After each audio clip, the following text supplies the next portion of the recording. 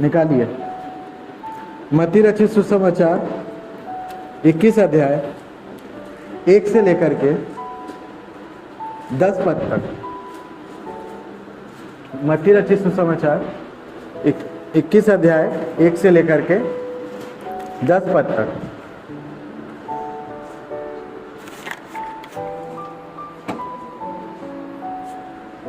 जिसको मिला हो पढ़े अपने जगह। हाँ, 21 अध्याय 1 से 10, पेज नंबर 34 पढ़िए। जब वे यरूशलेम के निकट पहुंचे और जैतून पहाड़ पर बैतफगे के पास आए, तो यीशु ने 2 चेलों को यह कहकर भेजा, सामने के गांव में जाओ। वहां पहुंचते ही एक गदही बंधी हुई और उसके साथ बच्चा तुम्हें मिलेगा। उन्हें खोलकर मेरे पास ले आओ। यदि तुमसे कोई कुछ कहे तो कहना कि प्रभु को इनका प्रयोजन है, तब वह तुरंत उन्हें भेज देगा।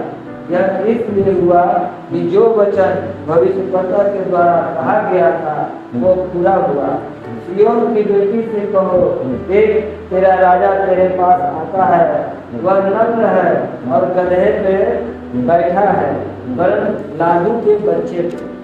चेलों ने जाकर जैसा यीशु ने उनसे कहा था वैसा ही किया और गदही और बच्चे को लाकर उन पर अपने कपड़े डाले और वह उन पर बैठ गया।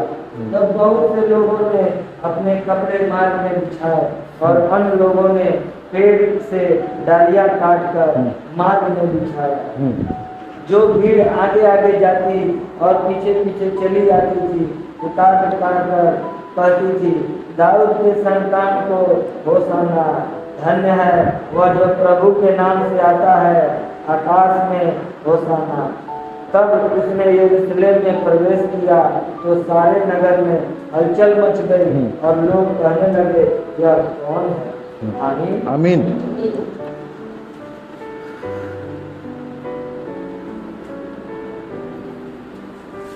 ठीक है, बाइबल सबने पढ़ा, सबको मिला? ठीक है, अब आप लोग थोड़ा देर मेरे तरफ ध्यान दीजिए। आइए, यहाँ पर एक बहुत ही इम्पोर्टेंट चीज़ है, बहुत ही ज़रूरी घटना यहाँ पर लिखा गया है। और वो घटना इस प्रकार बताया गया है कि यीशु मसीह क्या कर रहे हैं? यरूशलेम में प्रवेश कर रहे हैं। और यरूशलेम में जब वो प्रवेश कर रहे हैं, यहाँ पे लिखा यरूशलेम के निकट पहुँचे और जैतून पहाड़ पर बैतफगे के पास आए, तो यीशु के 2 चेलों को यह कहकर भेजा, सामने के गांव में जाओ। वहां पहुंचते ही एक गदही बंधी हुई और उसके साथ बच्चा तुम्हें मिलेगा। उन्हें खोलकर मेरे पास ले आओ। यदि तुमसे कोई कुछ कहे तो कहना कि प्रभु को इसका प्रयोजन है, तब यह तुरंत उन्हें भेज देगा, तब वह तुरंत उन्हें भेज देगा। आमीन।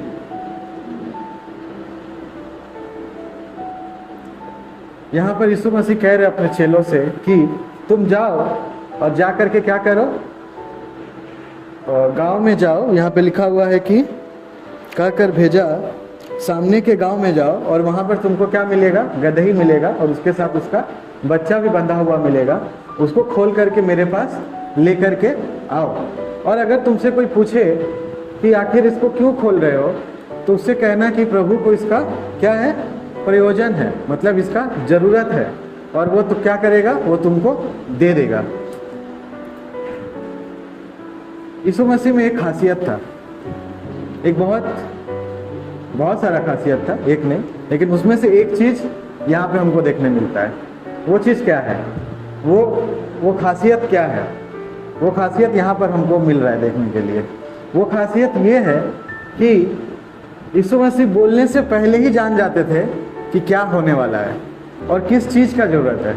हम लोग पढ़े हैं, पतरस जब चिंता में था कि हम कर कहाँ से दें, है ना? पतरस चिंता में था कि हम कर कैसे दें, और उसका मुंह उदास था, उसने बोला नहीं था अभी तक। यीशु मसीह को उसने कहा नहीं था कि मुझको चिंता हो रहा है कि हम कर कहाँ से दे, और यीशु मसीह ने उसको देखा और उसको देख करके बोला कि जा नदी में जा करके बंसी डाल, उसमें से एक मछली निकलेगा, मछली का मुंह खोल और मुंह में से सिक्का निकलेगा, वो सिक्का ले जाके कर में दे। आमीन। उसको बोलने का जरूरत नहीं पड़ा, बोलने के पहले ही हो गया। बोलने के पहले यीशु मसीह जान गए कि उसको क्या परेशानी है, उसको क्या चीज़ का ज़रूरत है, और सिर्फ जान ही नहीं गए, उसको उसका सॉल्यूशन भी दे दिया। उसको उसका उस चीज़ को कैसे सॉल्व करना है वो रास्ता भी उसको बता दिया।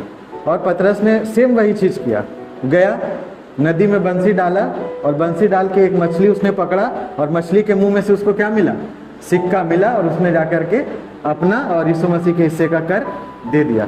एक जगह और हम लोग पढ़ते हैं कि जब यीशु मसीह को प्रभु भोज करना था तो उन्होंने कहा कि गांव में जाओ और वहाँ पर तुमको एक सजा सजाया अटारी मिलेगा, पहले से ही तैयार किया हुआ है। यीशु मसीह पहले से ही तैयार करके रखे हुए हैं कि वहाँ पे जा करके तुम लोग क्या करो, भोज तैयार करो, और फिर मैं वहाँ पर आऊँगा और हम लोग रात को एक साथ मिल करके क्या करेंगे, प्रभु भोज ग्रहण करेंगे। मतलब प्रभु पहले से ही जानते हैं कि क्या करना है। ऐसा नहीं है कि जब सिचुएशन आएगा तब करेंगे, नहीं, पहले से ही पता है, बहुत पहले से ही पता है कि क्या करना होगा।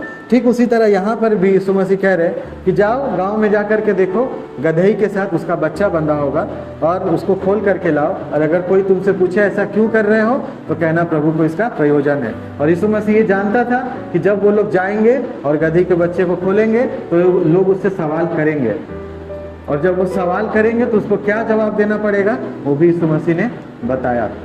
मत्ती के सुसमाचार में वो सवाल वाला बात डिटेल में नहीं है, लेकिन आगे सुसमाचार में है। मार्क में, मरकुस में और लूका में अगर हम लोग यही सेम चीज़ पढ़ेंगे, वहाँ पर लिखा हुआ, एक जगह लिख रहा है कि वहाँ आसपास जो लोग खड़े थे वो पूछ रहे हैं कि क्यों खोल रहे हो, और एक जगह लिखा है कि जो गधे का जो मालिक था वो पूछ रहा है कि क्यों खोल रहे हो, और दोनों को सेम जवाब दिया गया है कि प्रभु को इसका प्रयोजन है। आमीन। इसके बाद हम लोग देखें, चलो प्रभु को इसका प्रयोजन है, यह इसलिए हुआ कि जो वचन भविष्यवक्ता के द्वारा कहा गया था वह पूरा हो। सिय्योन की बेटी से कहो, देख तेरा राजा तेरे पास आता है, वह नम्र है और गधे पर बैठा है, वरन लद्दू के बच्चे पर। गधे पर बैठने का मतलब यीशु मसीह ने एक चिन्ह दिया। किस चीज़ का चिन्ह दिया? यीशु मसीह ने अपनी नम्रता का चिन्ह यहाँ पर हमको दिखा। यीशु मसीह ने बताया कि गधे के बच्चे पर बैठा हुआ कौन आ रहा है? यहाँ क्या लिखा हुआ है? वह देख तेरा राजा तेरे पास आता है, वह नम्र और गधे पर बैठा है, वरन लद्दू के बच्चे पर। चेलों ने जाकर जैसा कि यीशु ने उसे कहा था वैसा ही किया, और गधी के बच्चे को लाकर उन पर अपने कपड़े डाले और उन पर बैठ गया।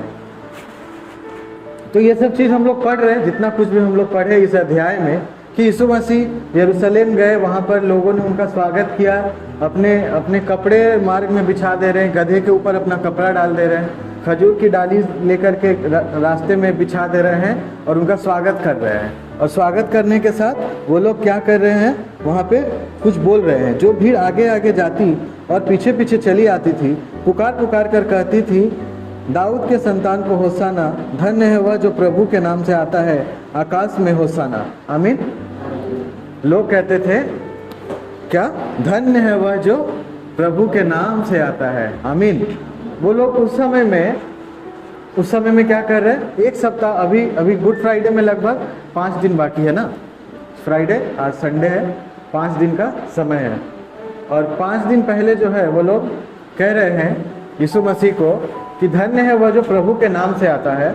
और कुछ दिन, 2, 4, 5 दिन बीतने के बाद ही सेम वही लोग, जो लोग उनको स्वागत कर रहे हैं, जो लोग उनके आने की वजह से इतने ज़्यादा खुश हो गए हैं कि पूरा नगर में हुल्लड़ मच रहा है। एक जगह लुका में लिखा हुआ है कि इतना ज़्यादा वहाँ पे हंगामा होने लगा, इतने ज़्यादा लोग उछल कूद करने लगे कि वहाँ पर फरीसी लोग आकर के कह रहे कि अपने चेलों को डांट कि ये लोग शांत रहे, ये लोग इतना हुल्लड़ क्यों मचा रहे हैं। और यीशु मसीह उनसे कह रहे हैं कि अगर मैं आज इनको रोकूंगा तो यहाँ पे जो पत्थर है वो बोल उठेंगे। आमीन। वहाँ पे जो पत्थर है वो बोल उठेंगे। आज का दिन इतना ज़्यादा पावरफुल है, आज का दिन किसी को रोका नहीं जा सकता, आज के दिन किसी का उत्साह को रोका नहीं जा सकता। अगर इन लोगों को रोका गया तो यहाँ पे जो पत्थर है वो बोल उठेंगे। लूका रचित सुसमाचार में ये लाइन लिखा हुआ है, अगर हम लोग पढ़ेंगे तो हमको मिलेगा। और हम लोग देख रहे हैं कि यीशु मसीह को जो लोग आज के दिन स्वागत कर रहे हैं, जो लोग उनको होसाना होसाना कर रहे हैं, उनके सामने अपने कपड़े बिछा दे रहे हैं, उनके सामने खजूर की डालियाँ काट करके डाल दे रहे हैं और उनके सम्मान में अपना सिर झुका रहे हैं, आने की खुशी में नाच रहे हैं। और वही लोग शुक्रवार के दिन जा करके पिलातुस के सामने सुबह कहते हैं क्या, कि इसको क्रूस पर दो, इसको क्रूस पर चढ़ा दो। वही लोग कह रहे हैं क्या, इसको क्रूस पर चढ़ा दो। यहाँ पर शैतान ने अपना काम किया। शैतान शुरू से भरमाने वाला था, हमेशा से उसका काम है सबको क्या करना, बहकाना। और यहाँ पर भी उसने लोगों को क्या किया, बहका दिया, किसी के माध्यम से, किसी फरीसी के माध्यम से, तो कभी किसी के माध्यम से लोगों को भड़का दिया।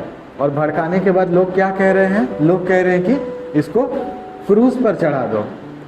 और पिलातुस जो है, उस पर हम लोग गुड फ्राइडे में डिटेल में बात करेंगे, गुड फ्राइडे वाले दिन। और पिलातुस जो है यीशु मसीह को क्रूस पर नहीं देना चाहता था, लेकिन क्योंकि लोग इतना दबाव बना रहे थे और दबाव के वजह से उसने क्या किया, उसने आदेश पत्र दे दिया कि इसको क्रूस पर चढ़ाओ।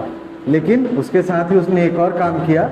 उसने क्या किया, उसने अपना हाथ धो लिया और कहा कि इस व्यक्ति के लहू का दोष किसके ऊपर पड़ेगा, तुम्हारे और तुम्हारे वंश के ऊपर पड़ेगा। इसके लहू से मैं क्या हूँ, मैं दोषी नहीं हूँ, मैं तुम लोगों के वजह से इसको दे रहा हूँ, मैं इसमें दोषी नहीं हूँ। आमीन। वहाँ पर पिलातुस ने अपने हाथ धो करके अपना दोष बचाया। और हम लोग पढ़ रहे हैं कि यीशु मसीह यरूशलेम में प्रवेश किए और प्रवेश करने के बाद वहाँ पे कुछ घटना होता है। एक दो घटनाएं हैं जिस पे हम आज बात करना चाहते हैं। पहला एक घटना वहाँ पे होता है, मंदिर के व्यापारियों को निकाला जाना। मंदिर में जो व्यापारी थे उनको निकाला जाना। यहाँ पे लिखा हुआ है, यीशु ने 21 अध्याय में ही है, यीशु ने परमेश्वर के मंदिर में जाकर उन सबको जो मंदिर में लेन देन कर रहे थे निकाल दिया और सर्राफों के पीढ़ों और कबूतर बेचने वालों की चौकी उलट दी और उनसे कहा, लिखा है मेरा घर प्रार्थना का घर कहलाएगा, परंतु तुमने उसे डाकुओं की खो बनाते हो, परंतु तुम उसे डाकुओं की खो बनाते हो। आमीन। यीशु मसीह जब वहाँ पे यरूशलेम में जो मंदिर था, परमेश्वर का जो मंदिर था यरूशलेम में, वहाँ पर जब गए तो जा कर के देख रहे हैं कि यहाँ पर क्या हो रहा है, यहाँ पर बिजनेस हो रहा है। यहाँ पर प्रार्थना करने के लिए लोग कम आ रहे हैं, लेकिन खरीदारी करने के लिए ज़्यादा आ रहे हैं। आकर के सामान खरीद रहे हैं और तरह तरह का चीज़ खरीद रहे हैं और लेन देन किया जा रहा है। और यीशु मसीह ने कहा कि लिखा है मेरा घर प्रार्थना का घर कहलाएगा, परंतु तुमने उसे डाकुओं की खो बनाते हो। यहाँ पे जो यीशु मसीह ने कहा डाकुओं की खो बनाते हो, क्या ये आज के जीवन में हमारे ऊपर लागू होता है? है। लेकिन परमेश्वर ने कहा यहाँ पर कि मेरा घर क्या होगा, प्रार्थना का घर होगा, है ना। और परमेश्वर का घर क्या है? कुरिन्थियों 3:16, क्या तुम नहीं जानते कि तुम परमेश्वर के क्या हो, मंदिर हो, और परमेश्वर की आत्मा तुम में वास करता है ना। परमेश्वर का मंदिर क्या है? परमेश्वर का मंदिर क्या सिर्फ यही है, सिर्फ कलीसिया है परमेश्वर का मंदिर? नहीं, हर एक व्यक्ति क्या है, परमेश्वर का मंदिर है। हर एक व्यक्ति परमेश्वर का मंदिर है। और यीशु मसीह ने कहा कि तुमने परमेश्वर के घर को क्या बना दिया है, डाकुओं की खोह बना दिया है ना। अब हम अगर बोले कि हम खुद को डाकुओं का खोह बना दिए हैं, तो ये चीज़ कैसे लागू होगा मेरे ऊपर? परमेश्वर का वचन कह रहा है कि तुमने, लिखा है कि मेरा घर प्रार्थना का घर है, और तुमने इसको क्या किया है, डाकुओं की खोह बना दिया है। और परमेश्वर कहता है कि तुम क्या हो, परमेश्वर के मंदिर हो, परमेश्वर की आत्मा तुम्हारे अंदर वास करता है। तो क्या हमारे ऊपर ये चीज़ लागू नहीं होता कि हम इसको डाकुओं का खो होने से बचाएं? होता है ना। ये भी तो परमेश्वर का मंदिर है, इसको भी तो बचाना पड़ेगा। और हम लोग इसको कैसे डाकुओं का खो बनाते हैं? बेविचारी करने से, झूठ बोलने से, गलत पथ पे चलने से, नशा करने से, और प्रभु यीशु को न मानने से, ये सब इत्यादि हैं जो हम लोग अपने आप को डाकुओं की खो बनाते हैं। आमीन। बैठिए। सिर्फ एक जन ही जवाब देता है और बाकी लोग ऐसे बैठे रहते, ऐसे ऐसे बोलते ही नहीं है। अरे गलत भी बोल दोगे तो क्या हो जाएगा, थोड़ी कोई सजा देगा इधर। ठीक है, हमारा जो शरीर है ना, इसमें डाकू का खोह बनाने वाला जो सबसे मेन पार्ट है, पता है क्या है? हाँ, मेन पार्ट है इधर से ऊपर वाला, ये वाला चीज, इधर से लेके इधर तक, इतना चीज। और इतना चीज के अंदर में पता है कितना रास्ता आता है? 7 रास्ता आता है। 7 रास्ता होता है जिसके द्वारा हम यहाँ से लेकर के यहाँ तक के बीच में 7 ऐसा रास्ता है जिसका द्वारा हम लोग इसको क्या कर देते हैं? डाकुओं का खोह बना देते हैं। कहाँ बना देते हैं? इधर बना देते हैं। और वो कैसे बनाते हैं? 7 रास्ता है। पहला 2 रास्ता इधर, ये 2 रास्ता, दूसरा 2 रास्ता, ये 2 रास्ता, 2 2 4 2 रास्ता, ये इधर है ना, सांस लेते हैं इधर से, ये 2 रास्ता, 2 2 4 2 6 और एक 7। आमीन। ये डाकू का खो बनाने में ये 7 ठो रास्ता है हमारे पास। ये 7 रास्ता से हम लोग क्या करते हैं? सब चीज को अंदर ले लेते हैं। जो आ रहा है आने दो, जो आ रहा है आने दो, है ना। और इससे रोकने के लिए ना परमेश्वर बहुत अच्छा तरीका से डिजाइन किया। इंसान को जब परमेश्वर ने डिजाइन किया, जब उसको बनाया, बहुत बढ़िया तरीका से बनाया, बेहतरीन तरीका से। कैसे? रास्ता तो है, लेकिन रास्ता को बंद करने का भी जगह दिया। बंद हो गया, है ना। गलत चीज दिख रहा है, बंद कर लो। ढक्कन है तो बंद कर लो ना, क्या दिक्कत है? गलत चीज दिख रहा है, आंख बंद कर लो। ये 2 ढक्कन दिया हुआ ऊपर में, है ना। और उसके बाद आंख के बाद आता है जीभ। ये जीभ इतना डेंजर चीज है, इतना डेंजर चीज है कि रुकिए, सुनिए। जीभ इतना डेंजर चीज है कि जीभ को बंद करने के लिए, इसको बंद करने के लिए परमेश्वर ने एक चीज दिया, एक तो ढक्कन दिया। ये एक ढक्कन है, एक पतला सा, ये ढक्कन बंद कर लो, ये चीज बंद हो जाता है ना। लेकिन ये जीभ जो है, उसको बंद करने के लिए परमेश्वर को पता था एक ढक्कन से ये कंट्रोल नहीं होगा, इसको 2 ढक्कन देना पड़ेगा। इसको परमेश्वर ने 2 ढक्कन दिया। पहला ढक्कन क्या दिया? दांत बना दिया। ले, दांत बंद रखो, जीभ बंद रहेगा। दांत के कंट्रोल में नहीं आ रहा है, ऊपर से होठ भी बना दिया। ले। आमीन। ऊपर से क्या किया? होठ भी बना दिया। ले, इसके ऊपर डबल कवर। ये बहुत डेंजर चीज है। इसको सिंगल कवर देने से नहीं होगा, इसको डबल कवर देना पड़ेगा, है ना। बोले भी तो है कि जीभ से बड़ा पापी।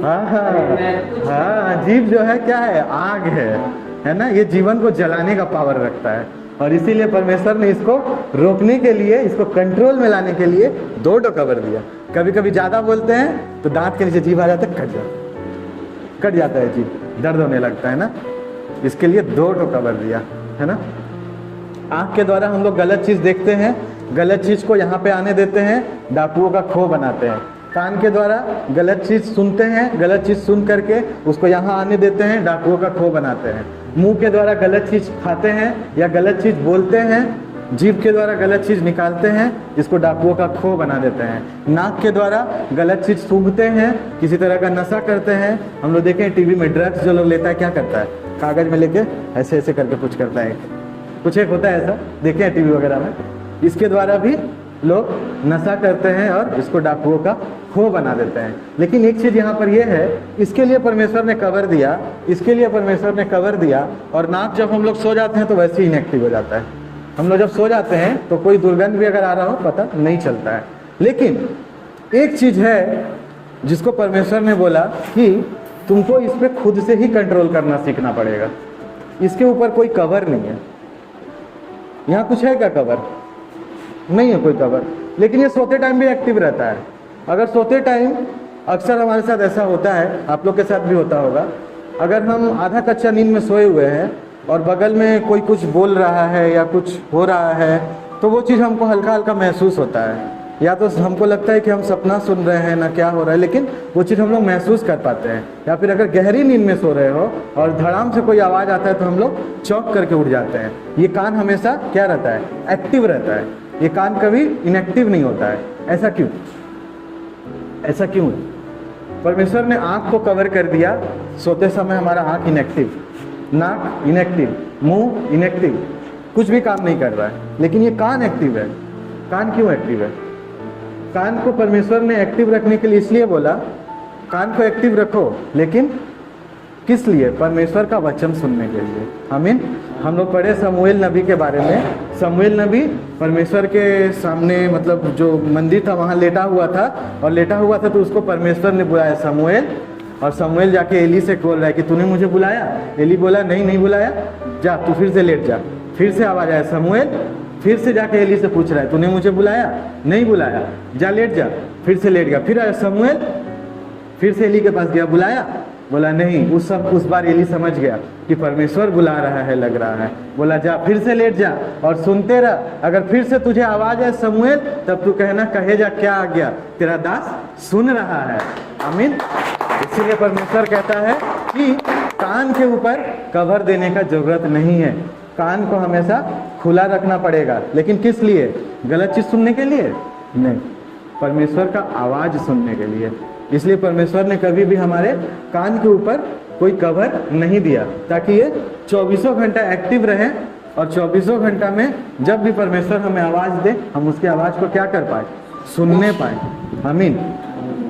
इसके बाद एक और घटना हम लोग पढ़ते हैं,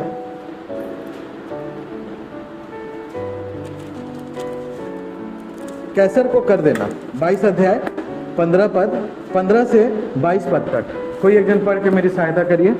22 अध्याय 15 से 22 पद। पेश को इस प्रकार से बातों में फंसाए, अतः उन्होंने अपने चेलों को हेरोदियों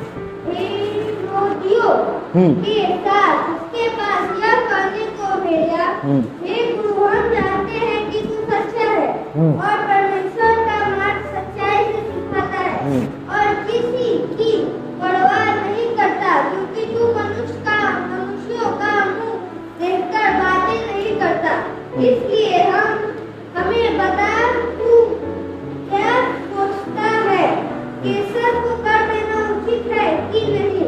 यीशु ने उनकी दृष्टांत जानकर कहा, हे कपटियों, मुझे क्यों परखते हो?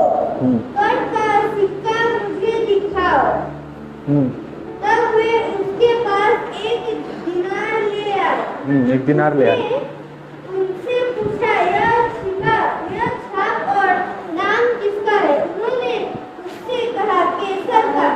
तब उसने उनसे कहा, जो कैसर का है वह कैसर को दो, और जो परमेश्वर का है वह परमेश्वर को दो। यह सुनकर उन्होंने आशंका किया और उसे छोड़कर चले गए। आमीन। हम लोग पढ़े वचन में ये जो घटना है यीशु मसीह के यरूशलेम प्रवेश करने के बाद की घटना है, इसलिए हम लोग आज ये दो घटना पर बात कर रहे हैं। पहला घटना हम लोगों ने देखा कि मंदिर से व्यापारियों को निकाला जाना है, कैसर को कर देना। वहाँ पे जो फरीसी थे वो क्या करना चाहते थे? यीशु मसीह को फंसाना चाहते थे। यीशु मसीह को किसी एक बात में फंसाना चाहते थे, और फंसाने के लिए उससे पूछ रहे हैं जा करके। पहले तो वो लोग क्या कर रहे हैं? पहले थोड़ा सा क्या कर रहे हैं? हाँ, चापलूसी कर रहे हैं। थोड़ा सा उधर जा करके पहले यीशु मसीह को क्या कर रहे हैं? मक्खन लगा रहे हैं। मक्खन किस तरह से लगा रहे हैं? अगर हम लोग पढ़ेंगे, यहाँ पे लिखा है 16 पद में, हे गुरु, हम जानते हैं कि तू सच्चा है और परमेश्वर का मार्ग सच्चाई से सिखलाता, और किसी की परवाह नहीं करता, क्योंकि तू मनुष्यों का मुंह देखकर बातें नहीं करता। यहाँ पर वो लोग यीशु मसीह को थोड़ा सा क्या कर रहे हैं? मक्खन लगा रहे हैं। सोच रहे हैं कि थोड़ा सा मक्खन लगा देंगे, थोड़ा सा बटर लगा देंगे, और ये क्या हो जाएगा? फिसल जाएगा और हमको क्या हो जाएगा, मौका मिल जाएगा फंसाने के लिए। आमीन। उन लोगों ने सोचा कि यीशु मसीह को इतना आसान होगा कि थोड़ा सा मक्खन लगा करके हम क्या कह देंगे, क्या कर देंगे, बहका देंगे। और ये सब कहने के बाद वो लोग कह रहे हैं कि तुझे क्या लगता है मंदिर का कर देना उचित है कि नहीं है? आपको पता है वो लोग ऐसा सवाल क्यों किए? क्या वजह था? ऐसा सवाल इसलिए वो लोग किए कि मंदिर का कर देना उचित है कि नहीं है।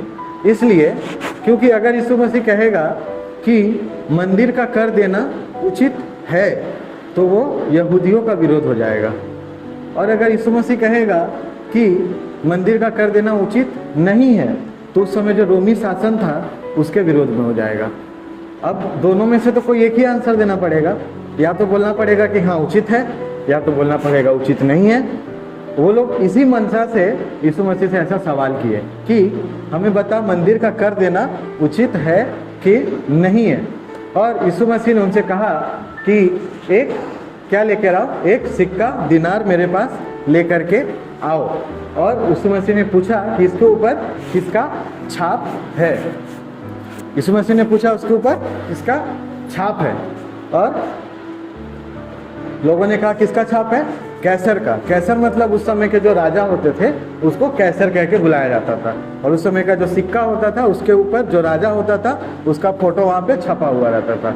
अभी आज़ादी के पहले भी अंग्रेज लोग का जब समय था उस समय का भी सिक्का अगर होगा आपके पास पुराना देखिएगा, उसके पीछे में उस समय का जो राजा था जो शासन करता था उसका फोटो बना हुआ रहता है उस सिक्का के पीछे। तो यीशु मसीह ने कहा कि एक सिक्का मेरे पास लेकर के आओ, और उसको देखा और देख करके पूछा कि इसके ऊपर किसका छाप है। उन्होंने कहा कि कैसर का छाप है। तो यीशु मसीह ने कहा कि जो कैसर का है वो कैसर को दो, और जो परमेश्वर का है वो परमेश्वर को दो। लेकिन यहाँ पर क्या यीशु मसीह सिर्फ कर के बारे में बात कर रहा है? यहाँ पर क्या यीशु मसीह सिर्फ और सिर्फ कर देने के बारे में बता रहा है, टैक्स देने के बारे में सिर्फ बोल रहा है? किस बारे में बोल रहा है? ठीक है, यीशु मसीह यहाँ पर कह रहा है कि सिक्के के ऊपर कैसर का छाप है, तो जो कैसर का है वो कैसर को दो, और जो परमेश्वर का है वो परमेश्वर को दो। तो क्या यीशु मसीह ने सिर्फ यहाँ पर टैक्स के बारे में बात किया? बिल्कुल भी नहीं। यीशु मसीह ने यहाँ पर बताया कि सिक्के के ऊपर अगर कैसर का छाप है तो वो चीज़ तुम कैसर को दे दो, लेकिन तुमको जो परमेश्वर ने बनाया, तुम्हारे ऊपर परमेश्वर का छाप है, तो अपने आप को किसको दोगे? अपने आप को परमेश्वर को दो। आमीन।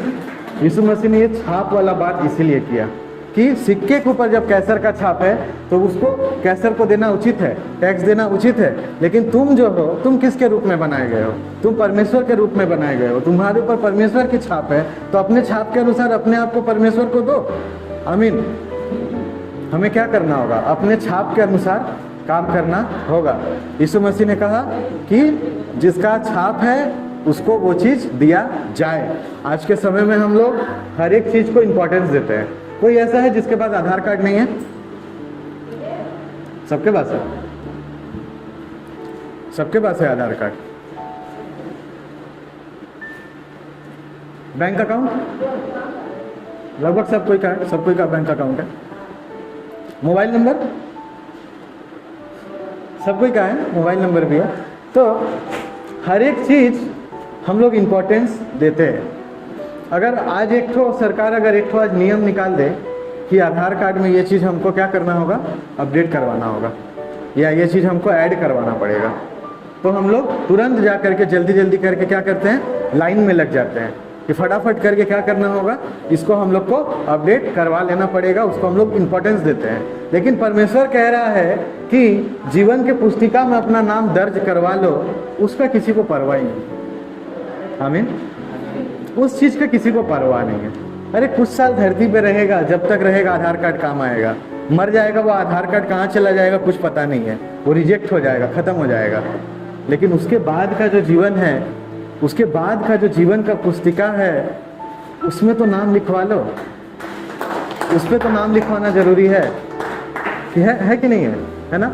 आधार कार्ड बनवाना सब कोई को जरूरी है। अगर आधार कार्ड है ना आपका, हाँ, सब कोई का है। आधार कार्ड सब कोई बनाता है, वोटर कार्ड सब कोई बना लेता है, पैन कार्ड सब कोई बना ले रहा है, बैंक अकाउंट सब कोई खुलवा ले रहा है। कोई एक गवर्नमेंट का छोटा सा स्कीम निकल जाता है तो पूरा लाइन का लाइन लग जाता है, भीड़ लग जाता है गवर्नमेंट का स्कीम में, है ना। कुछ एक छोटा मोटा स्कीम अगर गवर्नमेंट का निकलता है, फॉर्म भरना है जा करके, तो उसमें क्या होता है, पूरा लंबा चौड़ा लाइन लगे। लोग सुबह का 4 बजे से लेकर के रात का 10 बजे तक लाइन में खड़े हैं, छोड़ने नहीं मांग रहे लाइन को, लाइन लगा करके खड़े हैं। और यहाँ पर बिना लाइन लगाए कहा जाता है आओ फ्री में जीवन का पुस्तक में नाम लिखवा लो। परवाह ही नहीं, परवाह ही नहीं। जब तक धरती में, हाँ उन लोग के नजर में कौन हाँ महत्वपूर्ण नहीं। हाँ महत्वपूर्ण ही नहीं है, महत्व ही नहीं देते उस चीज़ को, समझते ही नहीं है, सोचते हैं ये चर्च वाले पागल है, ऐसे ही बकते रहते हैं, इनको काम धंधा है नहीं, बस हर संडे को आ जाते हैं, खड़े हो जाते हैं और खड़े हो करके ये देखो ने, वो देखो ने, ये करो ने, वो करो ने, ये सब बोलते रहते हैं। इनको कोई काम धंधा है ही नहीं। निकालिए प्रकाशित वाक्य 20 अध्याय 15 पद। ये प्रकाशित वाक्य जो है, ये जो अध्याय है, ये अंत का समय का बात यहाँ पे लिखा गया है। यहाँ पे लिखा गया है 13 पद में, समुद्र ने उन मरे हुओं को जो उसमें थे दे दिया, और मृत्यु और अधोलोक ने उन मरे हुओं को जो उनमें थे दे दिया, और उनमें से हर एक के कामों के अनुसार उनका न्याय किया गया। मृत्यु और अधोलोक आग की झील में डाले गए। यह आग की झील दूसरी मृत्यु है।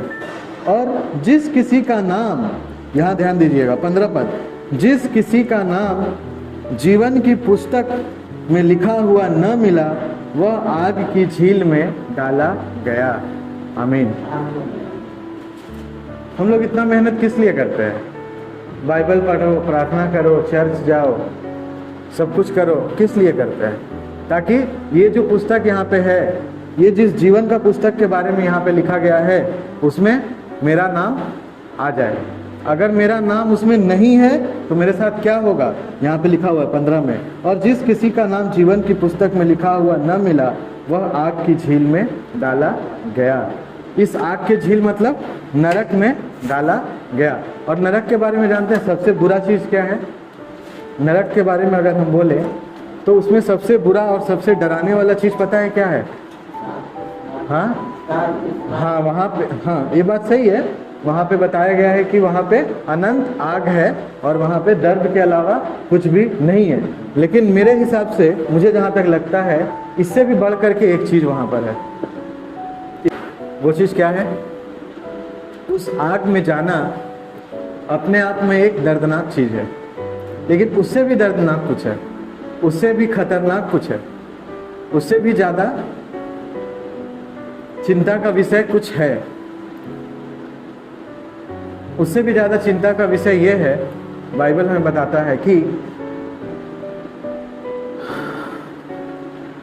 वहाँ पर जब हम, जो लोग वहाँ पे ऊपर होंगे, जो लोग का नाम उस जीवन की पुस्तक में नहीं होगा और जिनको उस आग की झील में डाला जाएगा, उस नरक में उनको भेजा जाएगा, वहाँ पर सबसे बुरा चीज़ ये होता है कि वहाँ पर परमेश्वर का उपस्थिति नहीं होता है। आमीन। वहाँ पर हमारे साथ कौन नहीं होगा? हमारे साथ हमारा परमेश्वर नहीं होगा। ये सबसे बुरा चीज़ है। ये आग से भी बुरा है, ये किसी भी तरह के दर्द से भी बुरा है, और ये किसी भी तरह के पीड़ा से भी बढ़ करके है। ये सब तरह की चीज़ों से बढ़कर है कि वहाँ पर हमारे साथ कौन नहीं होगा? हमारा प्रभु हमारे साथ वहाँ पे नहीं होगा। वहाँ डालने से पहले हम क्या किए जाएंगे? हम प्रभु से अलग किए जाएंगे। हम जितना भी उस समय रो लें, कुछ भी कर लें, कितना भी हम गिड़गिड़ा लें, कुछ नहीं होगा। हमको वहाँ से अलग कर दिया जाएगा और हमको उस आग में डाल दिया जाएगा। लेकिन उस आग से भी ज़्यादा डरावना चीज़ ये है कि हमें क्या कर दिया जाएगा? परमेश्वर से अलग कर दिया जाएगा। ये सबसे ज़्यादा डराने वाला चीज़ है। इसलिए कहा जाता है कि सबसे पहला ज़रूरी चीज़, अगर कुछ करना है, आधार कार्ड नहीं बना ना बने, लेकिन ज़रूरी है क्या? जीवन के पुस्तक में अपना नाम दर्ज करवाना। पहले भी हम बहुत बार बोले हैं, आज भी बोल रहे हैं कि जीवन के पुस्तक में अपना नाम दर्ज करवाना सबसे ज़्यादा जरूरी है। आज के वचन में प्रभु आशीर्वाद करें।